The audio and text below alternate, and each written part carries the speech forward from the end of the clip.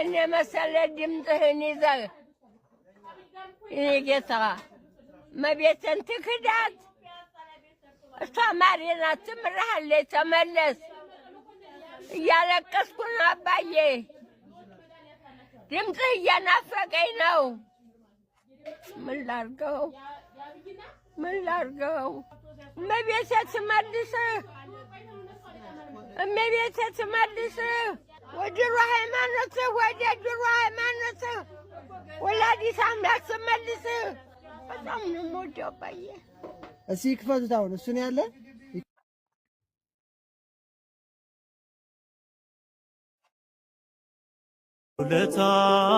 ውለታህን እንዴት ረሳለሁ? ስጦታህን እንዴት ረሳለሁ?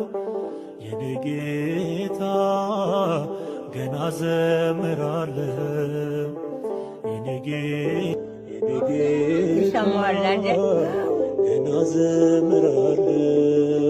ኦርቶዶክስ ከተመለሰ ይዘክራሉ። 450 ብር ዳቦ አስደፍቼ እዘክራታለሁ። እመቤታችንን ስራዋን ትስራ። እሷ ልጇን ተመልሰው የእሷ ልጇ ነው ልጇ ነው ልጇ ነው ልጇ ነው። ኦኬ ቪዲዮ ባጭሩ ይሄንን ይመስላል። እንግዲህ ከልባቸው እንደሆነ በደንብ አስተውሎ ላየ ሰው ግልጽ ነው። ድራማ የለውም። እናቶች ሲናፍቁም እኔም በራሴም እናት ስሜት ውስጥ ማያቸው ነገሮች አሉ እና ግልጽ የሆነ ኦሪጂናል የሆነ ምንም ድራማና ሐሰት የሌለበት ውስጣቸውን የገለጡበት ቪዲዮ ነው። ከሁሉ አስቀድሜ እኔም አክብሮቴን ፍቅሬን እገልጣለሁኝ። እነዚህ እናቶች ያሳደጉን ናቸው። ያሳደጉን እናቶች ናቸው። ከልጅነት የሚያውቁን ናቸው። እኔ በስም በአካል አላስታውስም የት ቦታ እንደተገናኘን፣ ግን ያው በዝማሬው ባገለገልንበት እንግዲህ ኦልሞስት 25 ዓመት ከልጅነት ጀምሮ በኦርቶዶክስ ቤት ውስጥ አገልግለናል።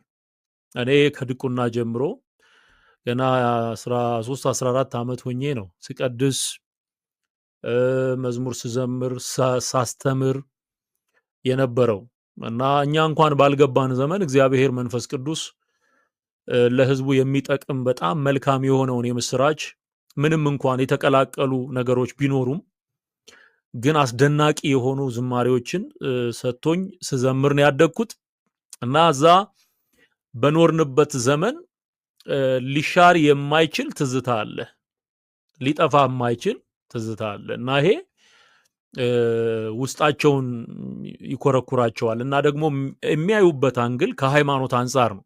ምስኪን እናት ናቸው፣ እማሆይ ናቸው ማለት ሲሸመግሉ ወደ ምንኩስና ይመጣሉ። እንደውም የድሮ ፎቶአቸው ይታያል ከውስጥ እና ተመለስ እመቤቴን ለምን ካድካት የሚል